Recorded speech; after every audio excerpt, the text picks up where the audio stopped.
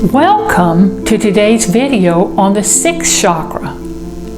Have you ever found yourself saying, I should have gone with my gut instincts on that? Or have you ever had a great idea that just seemed to come out of nowhere?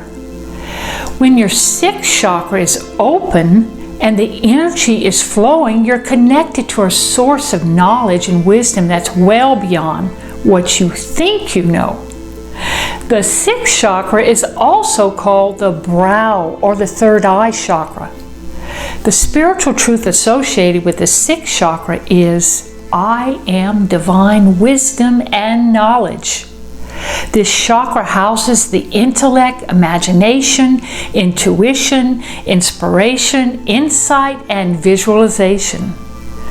The color that supports us to balance our sixth chakra is indigo blue. When I wear this color, it reminds me to trust in my divine intuition and inspiration. When our sixth chakra is open, we have mental clarity and trust our intuition. We may have flashes of insight, such as pictures or even little videos playing in our minds that help us better understand situations. As a personal example, often when a person is telling me their story or giving me their medical history, I may see pictures or get a sudden analogy that I present to them, and it serves them in a very supportive way. Recently, when someone was describing her symptoms to me, I said, I see a picture of someone in quicksand. She said, that's exactly how I feel, like I'm just stuck and struggling and can't make any progress in my life. That analogy helped both of us to hone in on some energy work she could do to help with her emotional well-being and her physical symptoms. If we truly trust our intuition, our decisions come from a place of peace. We believe that actions are inspired and will work out for our ultimate good. Compare that to taking action from a place of fear where we overthink and second guess every decision. Powerful affirmations we can use to support the flow of energy in the sixth chakra are, I trust in my divine intuition. I see myself and others through my divine eyes of love. Whatever I need at any given moment is revealed to me intuitively. When we have a closed sixth chakra, we feel disconnected from our intuition. We question our decisions and can't trust our internal guidance. We feel lost when it comes to our soul's purpose. Instead of having a positive outlook, we imagine that things won't work out in the future. When the energy in the sixth chakra isn't flowing properly, we may become closed to new ideas. We tend to overanalyze and overthink things. We operate from a place of fear. We may become uncomfortable with self-reflection. The location of the sixth chakra is between the eyebrows. Corresponding physical body parts include the brain and the sense organs, the eyes, the ears, and nose. It also encompasses the nervous system, including the pituitary gland and the pineal glands.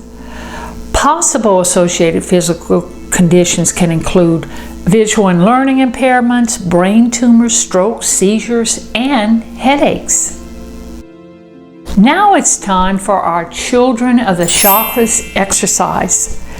By now, your inner child knows that you provide a safe and loving space to allow her to honestly express her feelings. It might feel a little strange to think of your inner child as someone separate from your adult self, but of course she's not. What we're talking about is an aspect of yourself where you've suppressed your true feelings while presenting a different persona to the world. When I say allow your child of the chakra to come into the light, I'm inviting you to have an honest and compassionate conversation with yourself. Let's look at our worksheet. What secrets did your child of the sixth chakra reveal? Does she believe the spiritual truth, I am divine wisdom and knowledge? Does she trust her intuition? What fears or emotions came up for you? One of my favorite affirmations for the sixth chakra is, I embrace my fear of things going wrong in my life and trust in my intuition. I lovingly send my child of fear into the light of the divine. Now for some tips and tools to help get that dense energy flowing.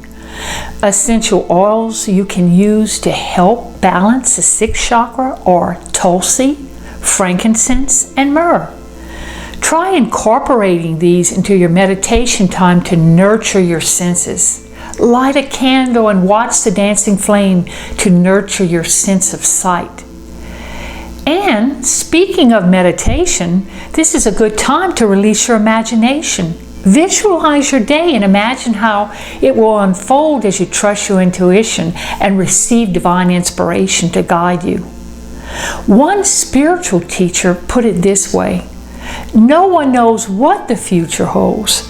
When we think about the future, we often imagine the bad things that could happen to us. Why not choose to imagine instead all the good that's going to happen? Another very good tool for allowing your intuition to flow is asking questions aloud. Start with, what would it take to find a solution to fill in the blank? And state your problem. An example might be, what would it take to find a job I like? Or, what would it take to find a loving life partner? Listen for the response. You may get the answer immediately or a little later. Trust that answer. Now that we've touched on 6 or 7 of the chakras, you're probably noticing there's an overlap in many of the ideas and spiritual truths associated with them. Even though it's convenient to try to label each chakra as a separate entity, human beings are incredibly complex creatures. In a very real way, every part of us affects every other part of us. All the chakras are related to each other. I can say, I trust, that's confidence emanating from the 3rd chakra, my intuition emanating from the 6th chakra. Energy flows through pathways in our body. Our goal is not so much to concentrate on a single chakra as it is to have energy flowing freely through the body. I'll see you next time as we explore our final chakra, that is our true connection to the divine.